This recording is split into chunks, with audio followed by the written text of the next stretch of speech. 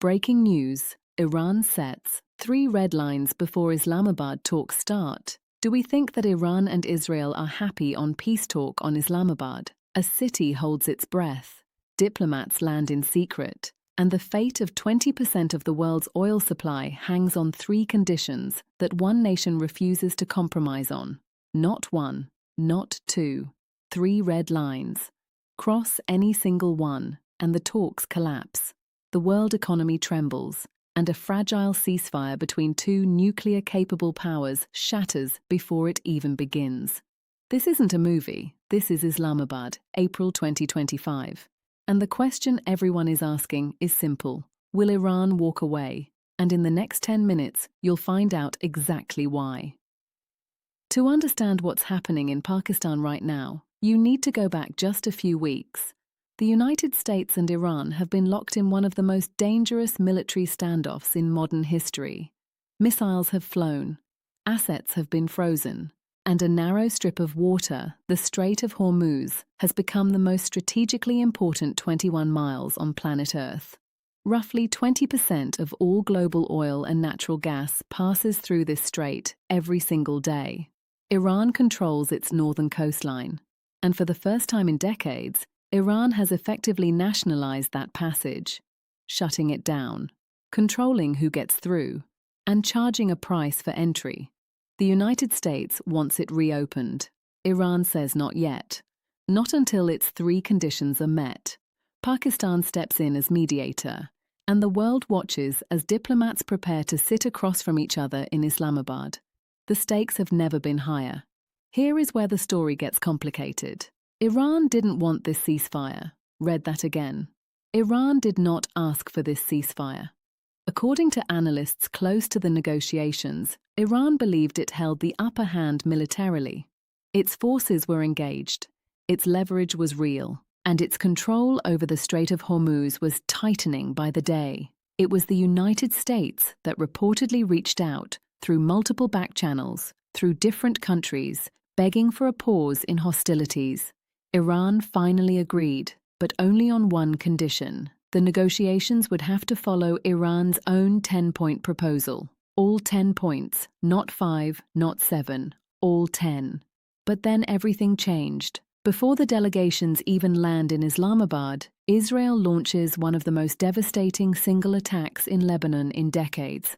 Over 100 targets, bombed in a single night, more than 300 people killed, over 1,000 injured. And the most chilling detail, it all happens in less than 10 minutes. Apartment buildings collapse in Beirut, hospitals run out of blood, doctors send emergency appeals across social media. And the world, for the most part, stays silent. Iran watches this happen in real time, and Iran's response is immediate and surgical. If the attacks on Lebanon do not stop, Iran will not sit at the negotiating table. That is red line number 1. Full stop. Red line number 2 is equally non-negotiable. Iran's frozen assets, billions of dollars held by the United States, must be released and returned to Iran.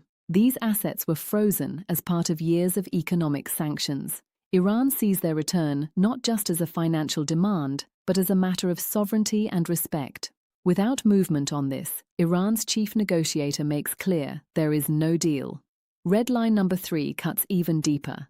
Lebanon must be included in any ceasefire agreement, not as an afterthought, not as a side note. Lebanon must be explicitly covered under the same ceasefire umbrella as Iran. Pakistan, the mediating country, publicly agrees with this position. But the United States and Israel push back hard. They insist Lebanon is a separate conflict, a different war, not connected to the Iran talks at all. What happened next shocked the world. Iran delays its arrival in Islamabad. Hours pass, then more hours. The delegations wait. The media speculates.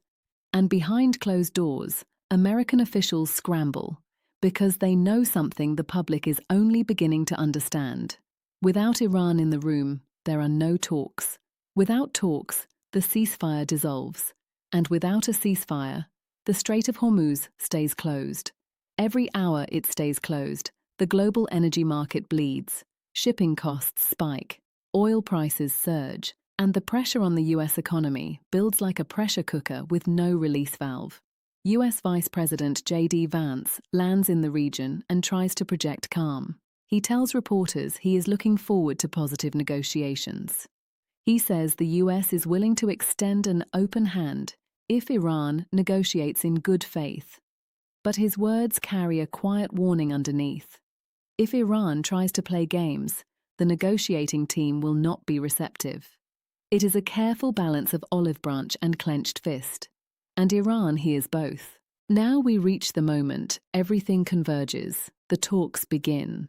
But the tension inside the room is suffocating. Iran's negotiating team arrives carrying the weight of decades of broken promises. They remember 2018, when the United States unilaterally walked away from the JCPOA, the landmark Iran nuclear deal, under President Trump's first term. They remember the economic devastation that followed, the sanctions, the frozen accounts, the isolation. Iran has been here before. Sat across from American officials before, shook hands before, and watched those agreements crumble before.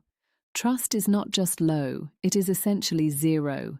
And yet, here they are, because the alternative is worse. A full-scale resumption of hostilities, a region already bleeding from multiple wounds, and a global economy that cannot afford another shock. Iran comes to the table not from weakness. Analysts are clear about this. Iran comes from a position of calculated strength. It holds the Strait. It holds China as a strategic partner. And it holds a parliamentary bill that could begin pricing oil transactions in Chinese yuan instead of US dollars, a direct and historic challenge to the petrodollar system that has anchored American economic dominance since the 1970s. This is not just a military standoff anymore. This is an economic war. And Iran has weapons in this war that no missile can shoot down. Inside the room, the argument over Lebanon becomes the fault line. The US position is firm. Lebanon is not on this agenda. Israel's operations in southern Lebanon are a separate matter. Iran's position is equally firm. There is no Iran deal without a Lebanon deal. Pakistan's mediators try to find middle ground. But middle ground between two unmovable positions is just empty space.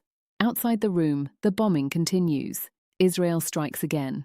More villages, more casualties, more footage spreading across social media in real time. Every strike is a message. And everyone in that negotiating room in Islamabad receives it loud and clear.